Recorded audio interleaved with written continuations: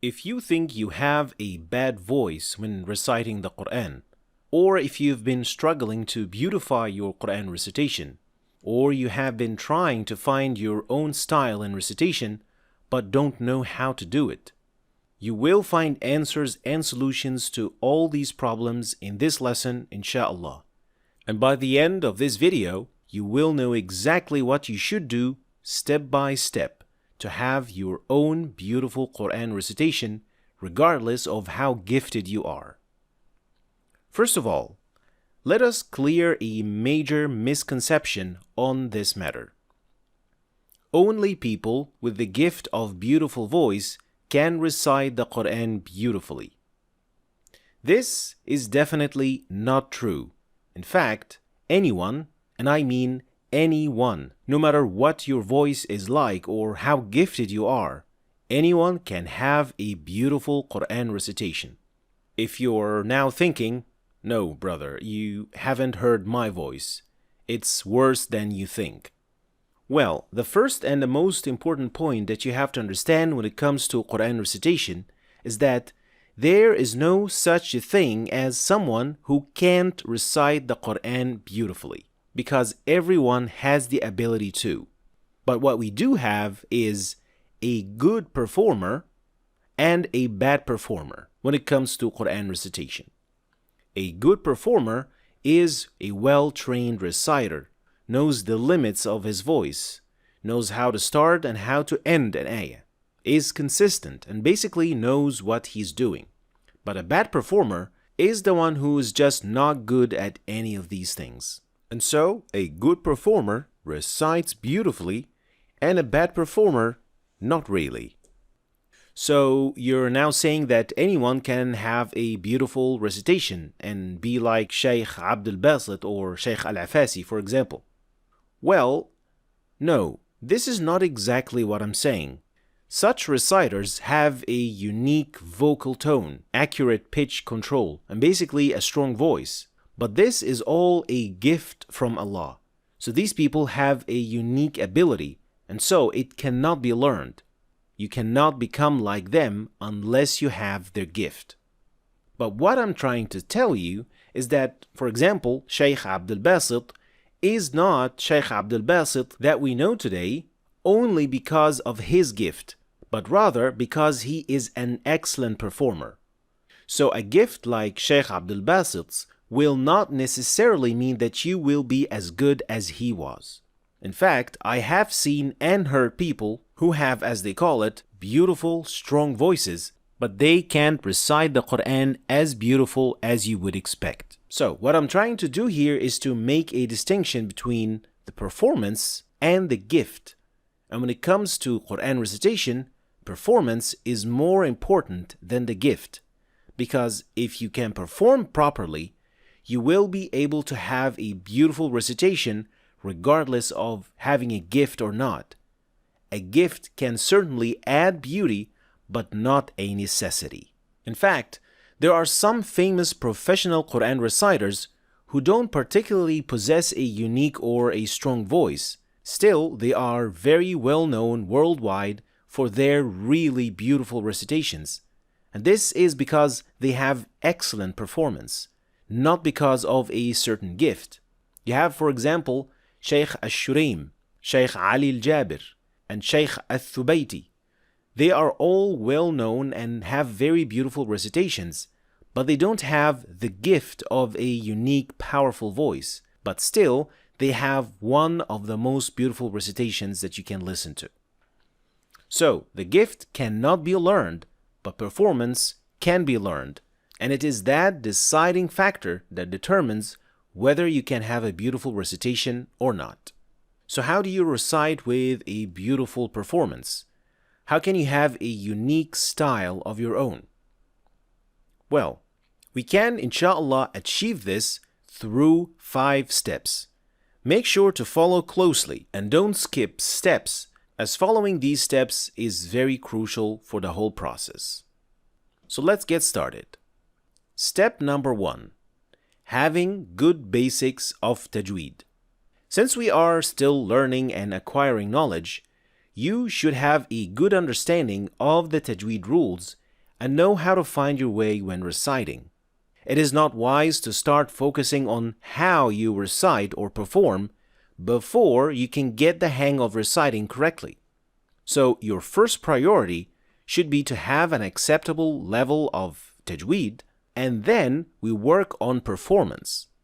If you have some mistakes here and there, that is fine and can be corrected as we progress through the steps along the way, inshallah. Step number 2. Choose one reciter that you like listening to, and more importantly, only listen to one style of his recitations. So, what does that mean? Well, many reciters have different styles when reciting. Some people call it different maqamat. Regardless of what it is called, what you want to do is to listen to one variation of his recitations. So, for example, Sheikh al-Husri recites in 2 or 3 styles, or maqamat. He also recites in different speeds. But in order for this method to work for you, you are to follow just one of his styles and one speed. You can't keep switching between styles because if you do, you just won't pick anything this way. And when we say listen to a reciter, we mean to listen a lot, like every day, or whenever you get a chance. Listen a lot, and preferably one surah that you are already familiar with and are good at reciting. So, one reciter, one style, one speed, one surah, whenever you get the chance. Now, how long this step should take will differ from one person to another. Some people pick things up quickly by listening, others not really. It can take 1 month, 3 months. The longer you listen, the easier the next steps will get. If you want help in choosing the right reciter that suits your voice, and even for women, I'll talk about that at the end of this lesson. So keep watching. Step number 3. After long periods of listening, only listening, and when the tones of the recitation become very familiar to your ears, start reciting along while listening. So you'll basically turn up the volume a little, looking at the mushaf, and then recite along at the same time in the same style that you have been listening to for quite some time now. And by now, you should be familiar with where the reciter raises his voice, how he starts, how he ends the ayah, how he performs the med, and other techniques he uses. If you feel you can't keep up with the reciter as you listen and read, this means you need to listen a little bit more and get more familiar. But if you can follow, no problem, start listening to other surahs in the same style and do the same thing to get more and more familiar with this style. Step number 4.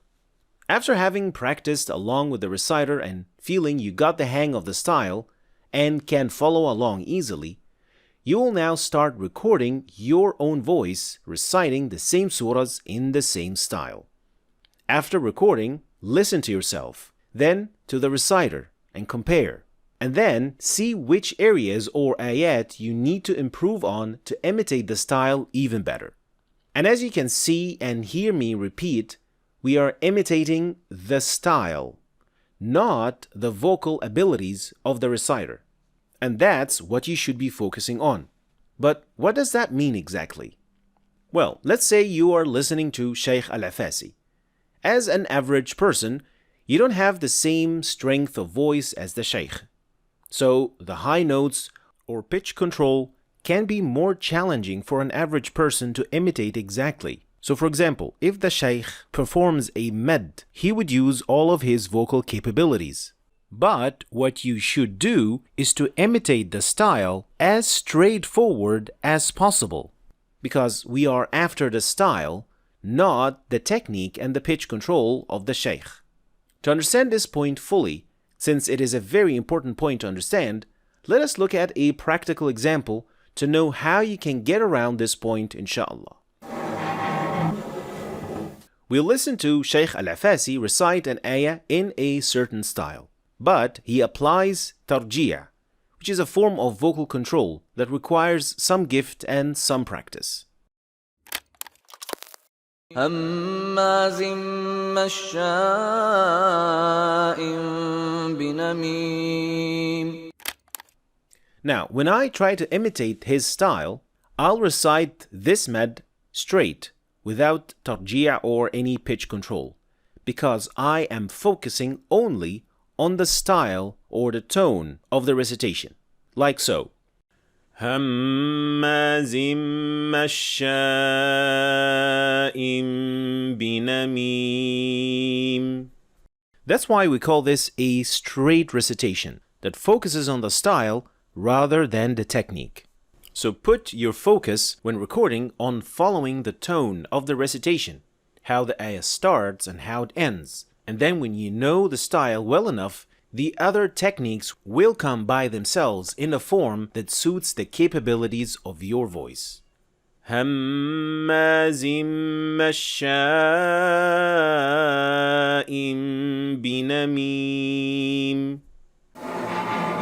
Now, at this stage, it is very normal that you feel limited in how you recite or feel as if you are walking on a very narrow road, following the exact footsteps of the reciter. That is normal at the beginning. The more you recite, the more comfortable you will feel in that style. Most important thing is that you keep practicing, listening, and more practicing. Step number 5. Apply and adapt. Once you've become very familiar with the style that you've been practicing, by now you should have some sort of a mental image of how your reciter would recite a surah, even if you haven't heard him recite it. At this point, you should be able to recite other surahs that you haven't practiced. But now, you will start adapting the style and the techniques used by the reciter to suit your voice capabilities, which would then be your own personal style. And this is essentially how any sheikh that you know and hear today have got their own style from.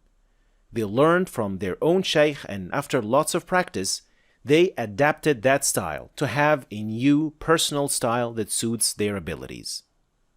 At this point, you can repeat the steps again to acquire another style of that same reciter and familiarize yourself with the transitions and the different techniques that he uses in his recitation. Now, for the most important question, how do you choose a reciter that suits you? To choose the right reciter, make sure to consider the following points. 1. Only choose a reciter that you love listening to. You will be listening to that sheikh for long, extended periods of time. So choose one that you like to listen to, and one that has many recordings or the full recording of the Quran. Number 2. Don't choose a mujawwad or slow style. Always choose a reciter that has an average pace or murattal, which will then enable you to later be able to adjust the speed yourself when you pick up that style. It is just more flexible. If you follow a mujawwad style, it will limit your options tremendously. Number 3. Choose a reciter with a similar voice, so not much heavier or much lighter than your own voice. This means that if you have, for example, a deep, heavy voice, it won't be advisable to listen to, for example, Sheikh Ahmed al-Ajami or Al-Ghamdi, who are known to have a higher pitch voice. Because if you imitate their recitations, it would put a lot of pressure on your vocal cords and it would tire you much faster. So record your voice and listen side by side to the desired reciter to see how close or far you are.